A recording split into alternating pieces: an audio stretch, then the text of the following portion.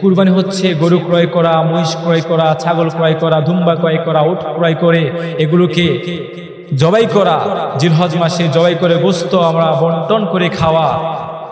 এটা বলে নাই, বলেছে কি ইব্রাহিম আলাইহিস সালাতু ওয়াস সালামের সুন্নাহ।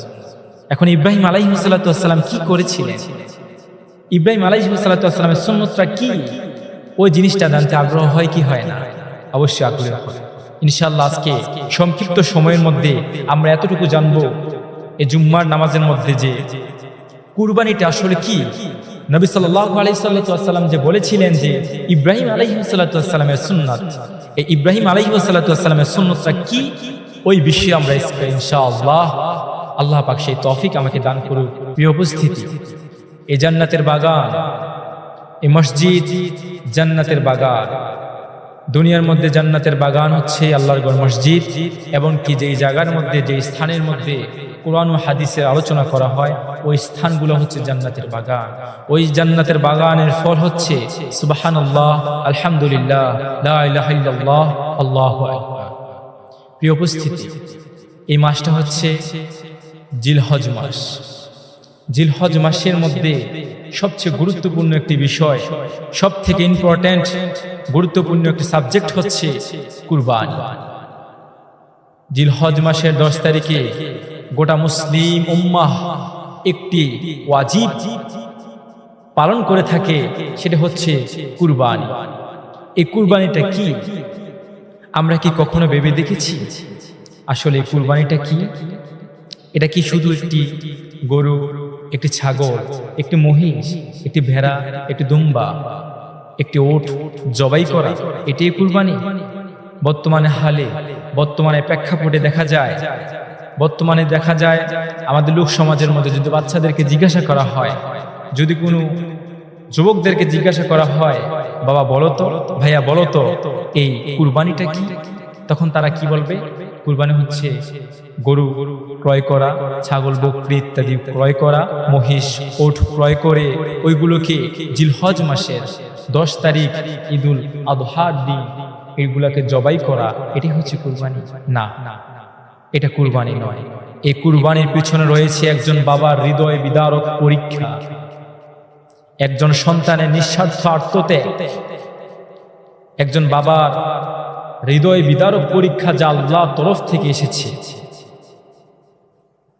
চক্ষুটা বন্ধ করে চিন্তা করুন, একজন বাবা তার হাতে ছুরি, তার আদরের টুকরো সন্তানকে শুয়ে দিয়েছে জবাই করার জন্য। ওই মুহূর্তটা কেমন হবে? ওই মুহূর্তটা কেমন লাগবে আপনাদের কাছে? হৃদয় বিদারক এক পরীক্ষা ছিল হযরত ইব্রাহিম খলিলুল্লাহ আলাইহিস সালাতু ওয়াস সালামের উপর। আল্লাহ পাক রব্বুল আলামিন ইব্রাহিম আলাইহিস সালাতু ওয়াস সালামের মাধ্যমে এই কুরবানি আমাদের মধ্যে দিয়েছেন। হুজুর আকরাম সাল্লাল্লাহু আলাইহি ওয়াসাল্লাম, আমাদের পেয়ারা নবী মুহাম্মদুর রাসূলুল্লাহ সাল্লাল্লাহু আলাইহি ওয়াসাল্লামকে সাহাবারা প্রশ্ন করলো, ইয়া রাসূলুল্লাহ, কুরবানিটা কি? তখন নবী সাল্লাল্লাহু আলাইহি ওয়াসাল্লাম বললেন, কুরবানিটা হচ্ছে নবী ইব্রাহিম আলাইহিস সালামের সুন্নাহ। আল্লাহু আকবার। ইব্রাহিম আলাইহিস সালামের সুন্নাহ। নবী এটা বলে নাই যে কুরবানি হচ্ছে গরু ক্রয় করা, মহিষ ক্রয় করা, ছাগল ক্রয় করা, দুম্বা ক্রয় করা, উট ক্রয় করে এগুলোকে জবাই করা, জিলহজ মাসে জবাই করে গোশত আমরা বন্টন করে খাওয়া। এটা বলে নাই, বলেছে কি ইব্রাহিম আলাইহিস সালামের সুন্নাহ। এখন ইব্রাহিম আলাইহিস সালাম কি করেছিলেন, ইব্রাহিম আলাইহিস সালামের সুন্নতটা কি, ওই জিনিসটা জানতে আগ্রহ হয় কি হয় না? অবশ্যই আগ্রহ হয়। ইনশাআল্লাহ আজকে সংক্ষিপ্ত সময়ের মধ্যে আমরা এতটুকু জানবো এই জুম্মার নামাজের মধ্যে যে কুরবানিটা আসলে কি। নবী সাল্লাল্লাহু আলাইহি ওয়াসাল্লাম যে বলেছিলেন যে ইব্রাহিম আলাইহিস সালামের সুন্নাত, এই ইব্রাহিম আলাইহিস সালামের সুন্নতটা কি, ওই বিষয়ে আমরা ইনশাআল্লাহ আল্লাহ পাক সেই তৌফিক আমাকে দান করুক। আপনাদের মাঝে কিছু বলার, আপনারা কিছু শোনার, জানার, আমল করার তৌফিকটুকু আল্লাহ দান করুক। ওয়া মা তৌফিকা ইল্লা বিল্লাহ। প্রিয় উপস্থিতি, ইব্রাহিম আলাইহিস সালাম, ওনার থেকে এই কুরবানি শুরু হয়েছে। কুরবানি এর আগেও অনেক হয়েছে। বাবা আদম আলাইহিস সালাম থেকে, হাবিল কাবিল থেকেও কুরবানি হয়েছে। কিন্তু ইব্রাহিম আলাইহিস সালাম থেকে একটা হৃদয় বিদারক পরীক্ষা, এই পরীক্ষাটাকে আল্লাহ রাব্বুল আলামিন অনেক কবুল করে ফেলেছেন, যার কারণে ইব্রাহিম আলাইহিস সালামের সুন্নতটাকে এখন পর্যন্ত কিয়ামতের আগ পর্যন্ত মানুষ এটাকে জিম্বা করে রাখবে, মানুষ এটাকে এই সুন্নত এই ওয়াজিবটাকে মানুষ পাকড়াও করে রাখবে, মানুষ এটাকে পালন করবে ইনশাআল্লাহ। প্রিয় উপস্থিতি, কুরবানি কেন করা হয়? ইব্রাহিম আলাইহিস সালাম কেন কুরবানি করেছিলেন? কারণ আমার আল্লাহ পাকের আদেশ, আমার আল্লাহ পাক রব্বুল আলামিন বলেছিলেন ইব্রাহিম আলাইহিস সালামকে কুরবানি করার জন্য। এর আগে আমার আল্লাহ রাব্বুল আলামিন সূরাতুল আনামের 162 নম্বর আয়াতের মধ্যে আল্লাহ পাক রব্বুল আলামিন ইরশাদ করেছেন, বিসমিল্লাহির রহমানির রহিম, কুল ইন্না সালাতি ওয়া নুসুকি ওয়া মাহইয়ায়া ওয়া মামাতি লিল্লাহি রাব্বিল আলামিন। কুল, হে নবী আপনি বলুন, আমার নামাজ, আমার কুরবানি সবই আল্লাহর জন্য। বলুন আল্লাহু আকবার। কুল ইন্না সালাতি, আমার নামাজ, ওয়া নুসুকি, আমার কুরবানি, ওয়া মাহইয়ায়া ওয়া মামাতি লিল্লাহি রাব্বিল আলামিন, আমার সকল কিছু স্থাবর অস্থাবর, আমি কাউকে ভালোবাসবো আল্লাহর জন্য, আমি কাউকে ঘৃণা করবো আল্লাহর জন্য, আমি কাউকে পছন্দ করবো আল্লাহর জন্য, আমি কাউকে দাওয়াত দেবো আল্লাহর জন্য, আমি কারোর ডাকে সাড়া দেবো আল্লাহর জন্য, আমি দুনিয়াতে যা কিছুই করব না কেন সকল কিছুই করবো আমি মহান রব্বুল আলামিনের শুকরিয়া আদায়ের জন্য। তার জন্য আল্লাহ রাব্বুল আলামিন কোরআনুল কারীমে ইরশাদ করেছে, কুল ইন্না সালাতি ওয়া নুসুকি ওয়া মাহইয়ায়া ওয়া মামাতি লিল্লাহি রাব্বিল আলামিন। আল্লাহু আকবার। আমার সকল কিছু আল্লাহর জন্য। প্রিয় উপস্থিতি, ইব্রাহিম আলাইহিস সালামকে আল্লাহ পাক রব্বুল আলামিন স্বপ্ন দেখালেন ইব্রাহিম আলাইহিস সালামের সব থেকে প্রিয় জিনিসটাকে কুরবানি করার জন্য। তারপরে ইব্রাহিম আলাইহিস সালাম স্বপ্নকে বাস্তবায়ন করার জন্য 100টা উট কুরবানি করে দিলেন। আল্লাহু আকবার। কিন্তু আল্লাহর কাছে গ্রহণযোগ্য হয় নাই। আল্লাহ আবারও পরবর্তীতে স্বপ্ন দেখালেন, ইব্রাহিম তুমি তোমার সব থেকে প্রিয় জিনিসটাকে কুরবানি করো। ইব্রাহিম আলাইহিস সালাম পরবর্তীতে আবারও অনেকগুলো উট কুরবানি করে দিল, কিন্তু আল্লাহ রাব্বুল আলামিনের কাছে পছন্দ হয় নাই। আল্লাহ পাক রব্বুল আলামিন আবার ইব্রাহিম আলাইহিস সালামকে ডাক দিয়ে বললেন, ইব্রাহিম তুমি তোমার সব থেকে পছন্দের জিনিসটাকে কুরবানি করো। তারপর ইব্রাহিম আলাইহিস সালাম চিন্তা করলেন, আমার সব থেকে পছন্দের জিনিসটা হচ্ছে আমার পুত্র ইসমাঈল আলাইহিস সালাম। আল্লাহু আকবার। ইব্রাহিম আলাইহিস সালামের কোনো সন্তান ছিল না। 86 বছর যখন ইব্রাহিম আলাইহিস সালামের, তখন একজন সন্তান আল্লাহ পাক দান করেছে। ইব্রাহিম আলাইহিস সালাম অনেক কান্নাকাটি করেছে আল্লাহর দরবারে, আল্লাহ আমাকে একটি সন্তান দান করুন।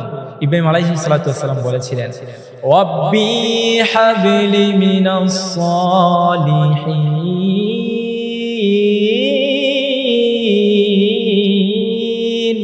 আল্লাহু আকবার। আল্লাহ আমাকে একটি সন্তান দান করুন। 96 বছর বয়সে একটা সন্তান হয়েছে, ওই সন্তানের নাম রাখা হয়েছে ইসমাঈল আলাইহিস সালাম।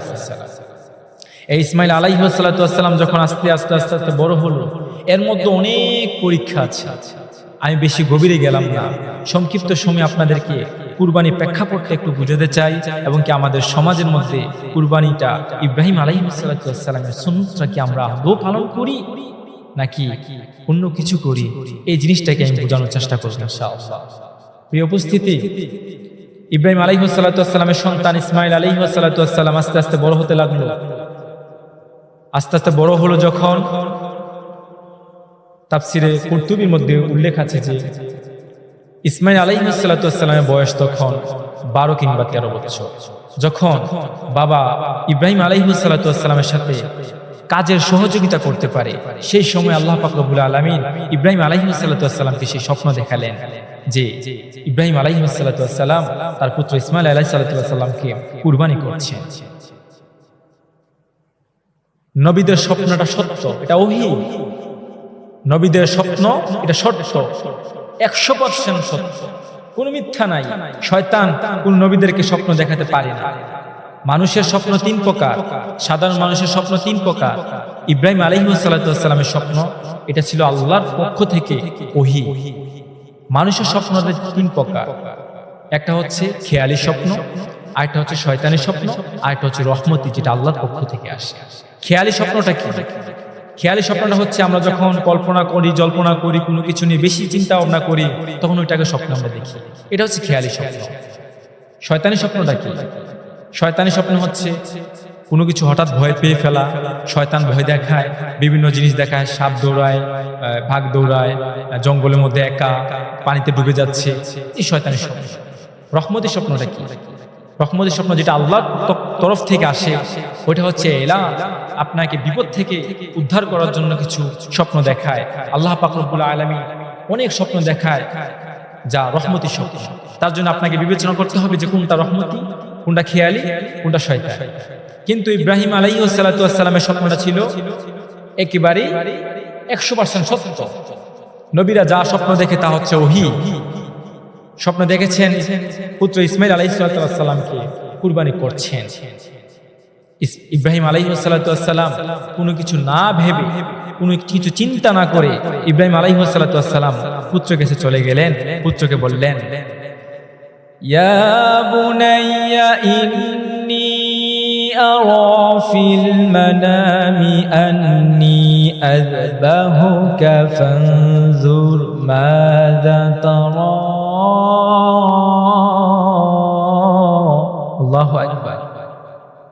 ইব্রাহিম আলাইহিস সালাম পুত্রকে ডাক দিয়ে বলছেন, ইয়া বুনাইয়া, হে আমার আদরের পুত্র, ইন্নী, নিশ্চয় আমি, আরা ফিল মানামি, স্বপ্নের মধ্যে দেখেছি, আন্নী, নিশ্চয় আমি, আযবাহুকা, তোমাকে জবাই করছি। আল্লাহু আকবার। সন্তানকে বলছে, পুত্র আমার, আমি স্বপ্নে দেখেছি তোমাকে জবাই করছি। ইব্রাহিম আলাইহিস সালাম পুত্রের কাছে গিয়ে এভাবে বলে নাই যে আমি তোমাকে জবাই করব। উনি বলেছেন, ও আমার পুত্র, বাবার স্থানটা রেখেছেন, নবীর স্থানটা রেখেছেন, স্বপ্ন বাস্তবায়ন করার জন্য যেই স্বপ্নটা দেখেছেন সন্তানের কাছে তা বলেছেন, ইয়া বুনাইয়া ইন্নী আরা ফিল মানামি আন্নী আযবাহুকা, আমি তোমাকে জবাই করছি, আমি স্বপ্নে দেখেছি। ফানজুর মাযা তারা, তুমি কি বলো, তোমার কি মত? আল্লাহু আকবার। পুত্রের কাছে বলেছেন যে তোমার কি মত, তোমার কি অভিমত আছে? আমি দেখেছি তোমাকে স্বপ্নে, আমি তোমাকে জবাই করেছি। তখন ইসমাইল আলাইহিস সালাম বললেন বাবাকে, যেমন বাবা এমন সন্তান। সন্তান বলেছেন, ইয়া আবাতি ফাআল মা তুমারু সাতাজিদুনি ইনশাআল্লাহু মিনাস সাবিরিন। আল্লাহু আকবার। ইয়া আবাতি, হে আমার পিতা, ইফআল, আপনি করুন, মা তুমারু, যা আপনি দেখেছেন, সাতাজিদুনি ইনশাআল্লাহ, নিশ্চয়ই আমাকে ধৈর্যশীলদের কাতারে পাবেন। আল্লাহু আকবার। যেমন পুত্র, যেমন বাবা এমনই পুত্র। প্রিয় উপস্থিতি, ইব্রাহিম আলাইহিস সালাম পুত্রকে নিয়ে গেলেন জবাইয়ের স্থানে, জবাই করবেন। ইব্রাহিম আলাইহিস সালাম পুত্রকে নিয়ে জবাই স্থানে গেলেন। এর মধ্যে অনেক বিশাল কাহিনী আছে। শয়তান 3 জায়গায় বাধা দিয়েছিল, ওই 3 জায়গার মধ্যে কঙ্কর নিক্ষেপ করেছে। এখনো হাজী সাহেব যারা হজ করেন তারা ওই স্থানে গিয়ে কঙ্কর নিক্ষেপ করেন। সন্তানকে যখন জবাইয়ের স্থানে নিয়ে গেল, যাওয়ার পর ইব্রাহিম আলাইহিস সালাম ইসমাইল আলাইহিস সালামকে বললেন, ও বাবা, আমি এখন তোমাকে জবাই করব, তুমি প্রস্তুত কিনা? ইসমাইল আলাইহিস সালাম বাবাকে ডাক দিয়ে বলল, ও বাবা, আপনি আমাকে জবাই করবেন, কোনো অসুবিধা নাই, আমি ধৈর্যশীলদের কাতারে থাকব, কিন্তু বাবা আমি আপনার কাছে 3টি জিনিস চাই। তখন বাবা বললেন, কি কি জিনিস তুমি চাও? তখন ইসমাইল আলাইহিস সালাম ডাক দিয়ে বললেন, বাবা, ও বাবা, আমি আপনার কাছে 3টি জিনিস চাই। 1 নম্বর হচ্ছে, আমি হচ্ছি আপনার আদরের পুত্র, আপনি আমাকে বেশি দিন দেখেন নাই, কিন্তু আপনি আমাকে অনেক আদর করেন, অনেক স্বপ্ন আমাকে নিয়ে আপনার। আমার চোখগুলো বেঁধে দেন, আমার চোখগুলো যদি বেঁধে না দেন, আপনি যখন আমাকে জবাই করতে লাগবেন, আমার চোখের পরে যখন আপনার চোখ পড়ে যাবে, তখন আল্লাহর হুকুম, আল্লাহর আদেশ বাস্তবায়ন করার জন্য আপনি একটু হলো হৃদয়ের মধ্যে অন্যরকম অনুভব করবেন। তার জন্য বাবা আপনি আমার চোখ দুটো বেঁধে দেন। আল্লাহু আকবার।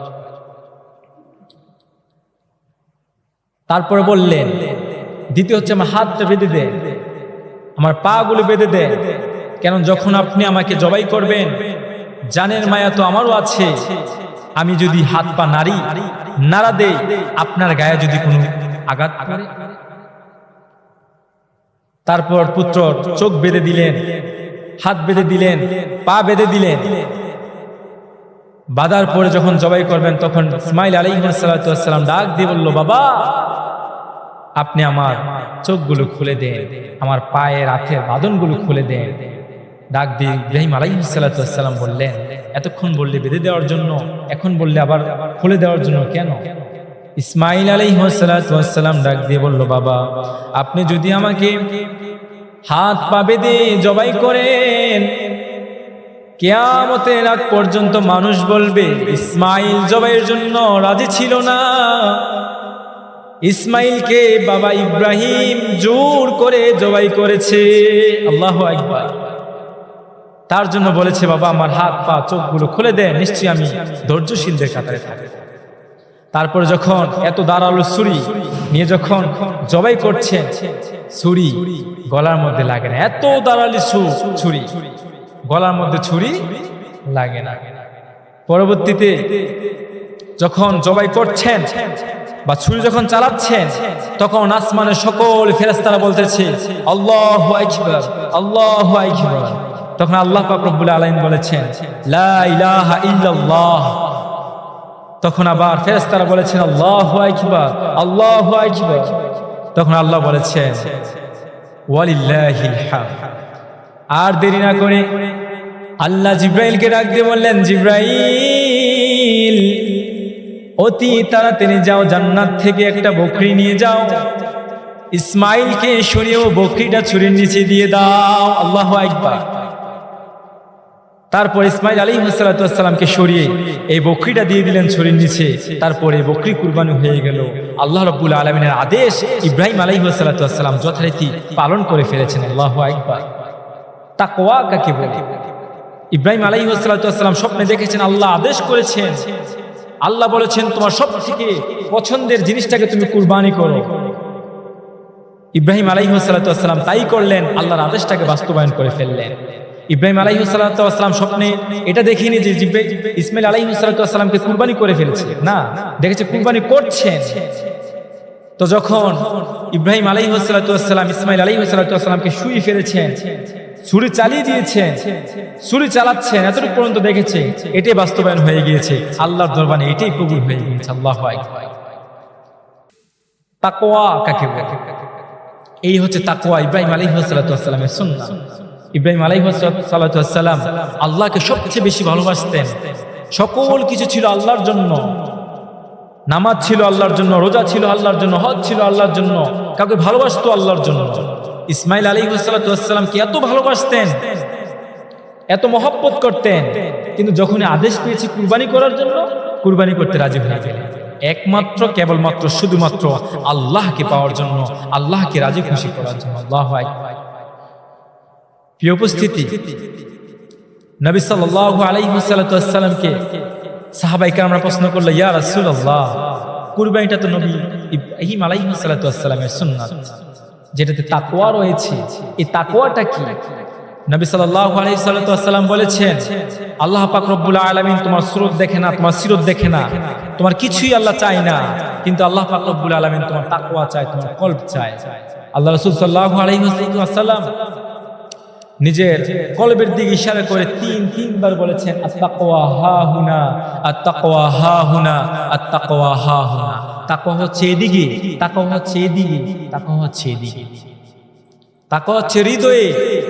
তোমার হৃদয় কি বলছে? তুমি কি শুনতেছো? তুমি কি চাচ্ছ? তুমি কি জ্ঞাপন করছো? ইব্রাহিম আলাইহিস সালাম তো ওনার তাকওয়া দেখিয়েছে। ওমর রাদিয়াল্লাহু তাআলা আনহু একজন সাহাবাকে জিজ্ঞাসা করলো, উবাই ইবনে কাফ রাদিয়াল্লাহু তাআলা আনহুকে জিজ্ঞাসা করলেন, তাকওয়াটা কি? উবাই ইবনে কাফ উত্তর না দিয়ে পাল্টা প্রশ্ন করে দিলেন, তুমি কি কখনো কাঁটাতার জঙ্গল দেখেছো? তখন ওমর রাদিয়াল্লাহু তাআলা আনহু বলছেন, হ্যাঁ দেখেছি কাঁটাতার জঙ্গল। তো তুমি কি কাঁটাতার জঙ্গল মানে হচ্ছে মানে কাঁটাযুক্ত জঙ্গল, যে জঙ্গলে যাইতে অনেক কাঁটা পড়ে, কাঁটা জাতীয় গাছ। তখন ওমর রাদিয়াল্লাহু তাআলা আনহু বলেন, হ্যাঁ দেখেছি। উবাই ইবনে কাফ রাদিয়াল্লাহু তাআলা আনহু বললেন, তুমি কি কাঁটা জাতীয় জঙ্গল দিয়ে কখনো অতিক্রম করেছো? হ্যাঁ গিয়েছি। কিভাবে গেলে? এত কাঁটা? আমি এমন ভাবে গিয়েছি যেন একটা কাঁটাও আমার শরীরের মধ্যে না লাগে। ঠিক তদ্রূপ এটাই হচ্ছে তাকওয়া। কি উপস্থিতি, দুনিয়াটা হচ্ছে কাঁটাদার জঙ্গল।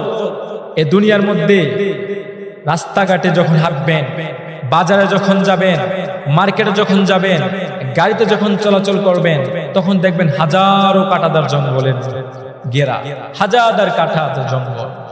এর মানে হচ্ছে অনেক গুনাহ, যেই গুনাহকে মানুষ গুনাহই মনে করে না, যেই পাপকে মানুষ পাপই মনে করে না, তার মধ্যে কয়েকটা হচ্ছে সব থেকে বড় যে ফিতনা, বেপরদায় চলা।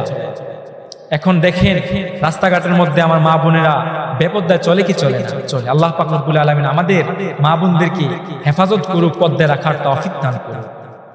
এবং কি মদ, জুয়া, গাঞ্জা, ইয়াবা, ফেন্সিডিল, হিরোইন, গান বাজনা, নাচানাচি, ফালাফালি, কত কিছু যে চলে এই দুনিয়ার মধ্যে, ওই সকলগুলো থেকে আমাদের নিজেকে হেফাজত করে চলতে হবে।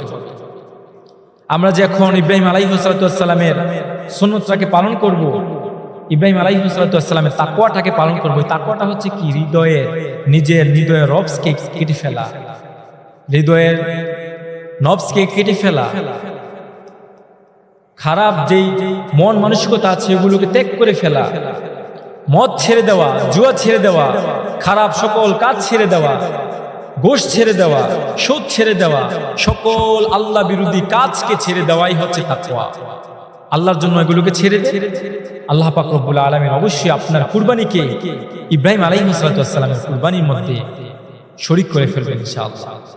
আগে যখন কুরবানি হতো ইব্রাহিম আলাইহিস সালামের সময়, তখন কুরবানির পশু যখন জবাই করে মাঠের মধ্যে রেখে দিত, তখন আসমান থেকে একটি আগুনের পলকি এসে ওই কুরবানির পশুকে জ্বালিয়ে দিত। তখন বুঝতো যে ওই কুরবানির পশু জবাই হয়েছে। কিন্তু বাস্তবতা দেখেন, আজকে যদি ওই আমলটা বা ওই কাজটা যদি এখন চালু থাকতো, আমাদের জমিনের মধ্যে যদি 100 গরুকে জবাই করে দিয়ে, ও মহিষ দুম্বাকে জবাই করে দিয়ে রেখে দিত, আমার মনে হয় 95% 95টি গরু, 95টি কুরবানি জায়গায় পড়ে থাকতো, 5টি কুরবানি কবুল হতো। কেন? কারণ আমাদের হৃদয়ের মধ্যে এখন ঢুকে গিয়েছে গোশত খাওয়ার লোভ। আমাদের হৃদয়ের মধ্যে এখন ঢুকে গিয়েছে কি? রিয়া, অহংকার, হিম্মত, বেড়াগিরি, এগুলো মানুষের মধ্যে এখন চালু হয়ে গিয়েছে। মানুষ এখন কুরবানি দিচ্ছে একজন আরেকজনকে দেখানোর জন্য, প্রতিযোগিতামূলক। একজন কিনেছে 1,65,000 টাকা দিয়ে, আমি যদি 1,80,000 টাকা দিয়ে গরু না কিনে আমি কি জিতবো? আমি কি আমার বাণিজ্য থাকবে? আস্তাগফিরুল্লাহ আল-আযীম। প্রিয় উপস্থিতি, কুরবানিটা আমরা লক্ষ লক্ষ টাকা ব্যয় করে কুরবানি করি। আমরা যেন এই কুরবানিটাকে আল্লাহর জন্য কুরবানি করি। কুরবানি করে কি লাভ? ইব্রাহিম আলাইহিস সালাতু ওয়াস সালামের এই ঘটনা শুনলাম, তাকওয়া শুনলাম, তাকওয়াটা কি এটা জানলাম। এই তাকওয়া, ইব্রাহিম আলাইহিস সালাতু ওয়াস সালামের এই তাকওয়াটা, বিসর্জনটা, এগুলো জেনে শুনে কি লাভ যদি আমরা কুরবানির দিনেও ঘুষখোর হই, যদি আমরা কুরবানির দিনেও মদ খাই, যদি আমরা কুরবানির দিনেও মিথ্যা কথা বলি, যদি আমরা ঈদের দিনও, ঈদুল আজহার দিনও আমরা যদি খারাপ কাজে থাকি, গুনাহের কাজে থাকি, তার জন্য আমাদের গুনাহকে কর্তন করতে হবে। আল্লাহ পাক রব্বুল আলামিন আমাদের সকল কিছুকে কবুল আর মঞ্জুর করুক। প্রিয় উপস্থিতি, এই কুরবানির মধ্যে আল্লাহ পাক রব্বুল আলামিন যেন আমাদেরকে এই কুরবানির হৃদয়ের ইখলাসকে ধরে রাখার তৌফিক দান করে আমরা যেন কুরবানি দেব, যেই কুরবানি দেব ওই কুরবানি যেন আল্লাহর পক্ষে হয়, ওই কুরবানি যেন শুধু আল্লাহর জন্যই হয়।